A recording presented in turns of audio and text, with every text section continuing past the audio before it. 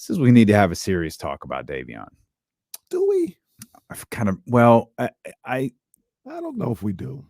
I kind of I had high expectations for Davion, and that's my fault. Expectations are no one's fault but the person setting them. And I had expectations for Davion with De'Aaron out. And everyone, who will be quick to hang their hat on what Davion did last year. Well, when he was given an opportunity, when he was given the keys, he was solid. All right. You're giving the keys to a better car this year round. And I told James on Friday. James disagreed, but I told James Friday. Set the number, give me 17. You give me 17 from Davion. Kings won this game. Davion's not scoring 17 points against the Indiana Pacers, and they're losing. He had points. 3. That's a lot of points. With De'Aaron Fox out, the shots are there. It's available for you.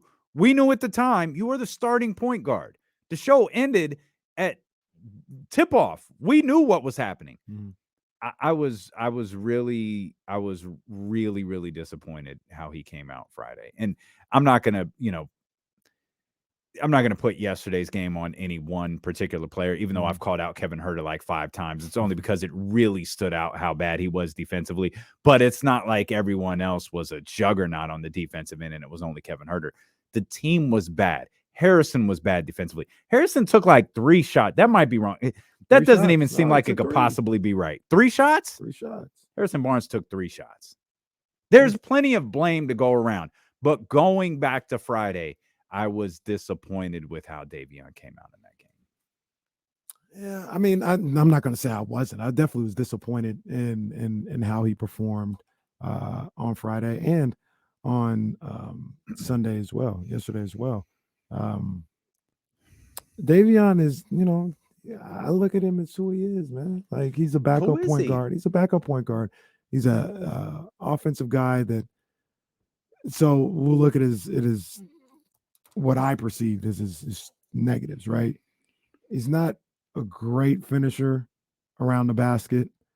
He doesn't shoot the ball from 3 very well. And he's just a streaky shooter in general. So because of that, it's going to be tough. It's going to be tough from time to time, whether you're getting a lot of minutes or you're the backup point guard. That's who he is. But he is one of, if not the best on-ball defender in the league. Like, that's what you're getting from him. There's been as much as people have been on him for Friday and Sunday, there's another 3 to 5 games that you won this year because of Davion Mitchell. We've come in here and we've said it. Like, Davion's defense set the tone in that fourth quarter. We wouldn't have won without him playing defense the way he was. Charlotte, he was cooking at Charlotte. They won that game with De'Aaron Fox because of Davion Mitchell. Like, he's had those type of moments throughout the season. I think the expectations were a little too high for Davion Mitchell. Not just you, it's just everybody. Like, you got to score more than 3 points. Like, that's not high. Like, to say, hey, score more than 3 points. Like, no. You've got to be better than that. Like, the way he played on Friday wasn't good enough. The way he played yesterday wasn't good enough. But I also it was amplified by the fact De'Aaron was out. Right. That's right. part of what amplifies that performance so bad. If he had done it on a regular night with De'Aaron and everyone at their full availability, that's one thing. Yeah. But in a moment where I think Kings fans were like, hey, it's okay. De'Aaron's out personal, no problem. Davion, we've seen it. Let's do it. And to just fall as flat as it did, I think that's where people are. It's tough to see, but also, including me, are stuck at. Also, like, and you didn't say this. I saw this on Crazy King's Twitter. It was crazy. It was emotional. The fact that people are ready to move on from Davion Mitchell, I think that's a little too much. I also look at, I think it was our guy Rory. Rory's really good at what he does. I disagree. He's like, this is shown that this is backup point guard is the Kings' biggest need. I wouldn't. I really wouldn't go that far. Like, is Davion great? No. Is he the sole reason why you might slip out of the third spot because you need to upgrade it. That no, not at all. He's like I said, I laid out a couple of different games where he's the reason why they won 3 to 5 games. We come in here and we sing his praises the next day. So, it's the reason why he's not a starter, because he is inconsistent. He hasn't found a way to be consistent on the offensive end in this league. I let you say something, but you look at somebody when you talk about an upgraded point at the backup point guard position. You look at somebody like Bones Highland, and I love Bones Highland. He's available. You might be able to get him.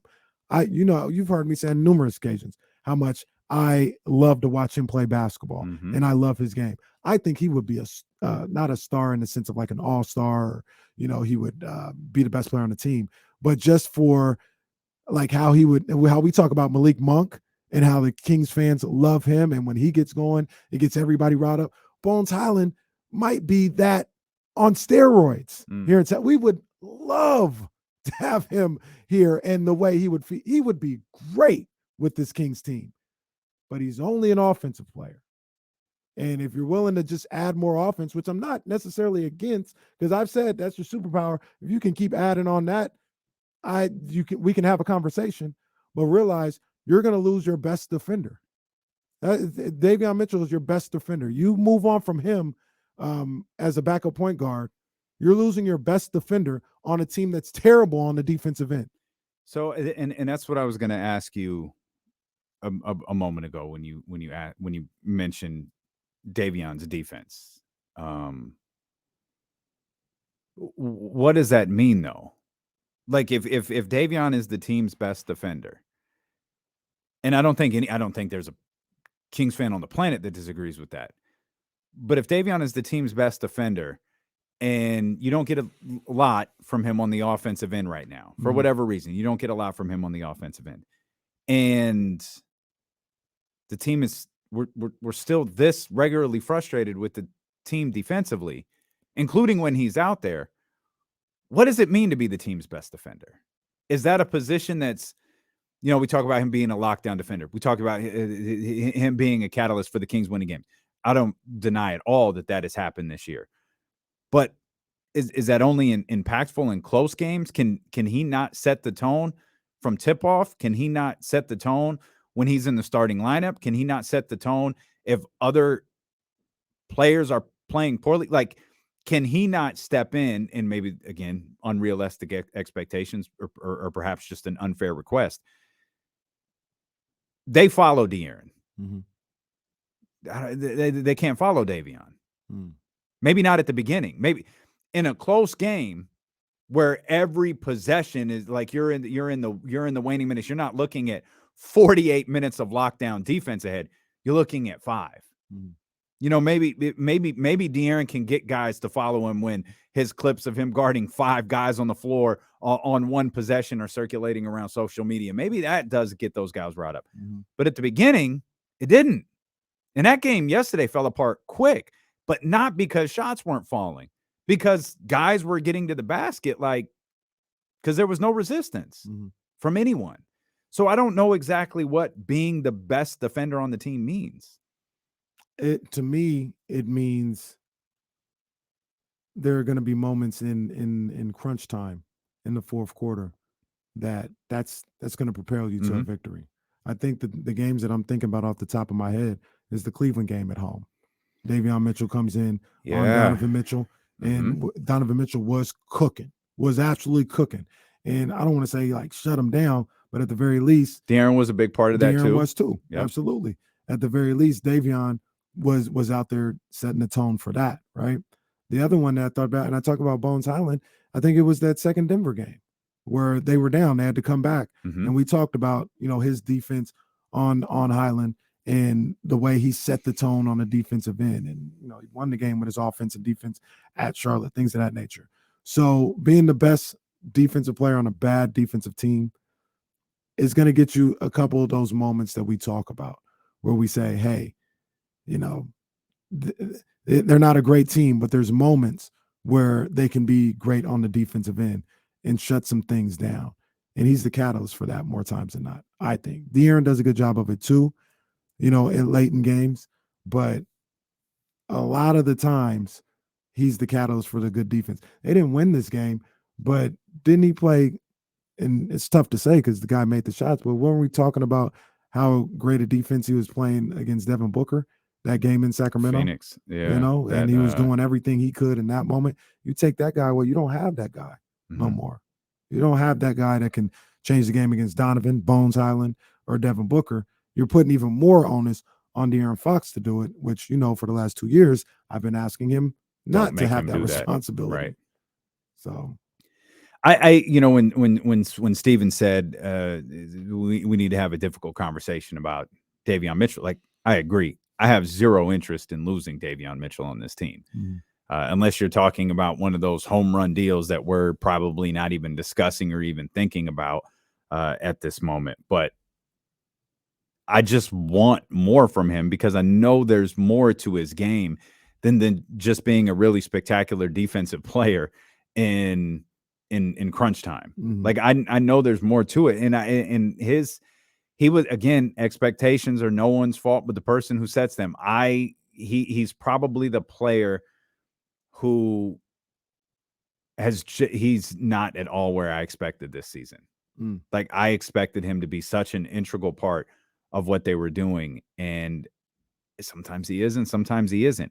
And I don't know if it's the consistency of who he's playing with, the consistency of his minutes, the consistency of his role. I don't know what it is, but I feel like he just hasn't delivered in that aspect from where I expected him to be.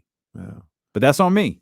David Myers in the chat, he asked, KC, would you trade Davion Mitchell for Bones Highland today? Man, that's tough because I love Highland, the player. Like I just mentioned, laid out. I could see him being here in Sacramento, and it'd be magical, right?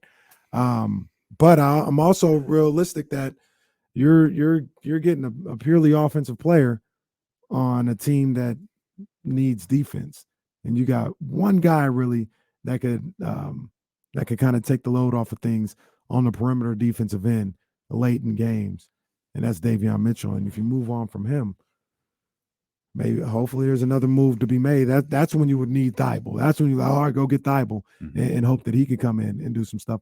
Or, this is the misconception about the things that I was talking about last week with Matisse Thibault. It's not that I don't like him as a player. It's not that I don't want him here at all. Like, if you get him here and he's teamed up with Davion Mitchell in that second unit or sometimes in crunch time, man, that'd be phenomenal. Matisse Thibault, he'd be perfectly fine here in Sacramento. My whole argument was I'm not willing to give up a whole lot to get him.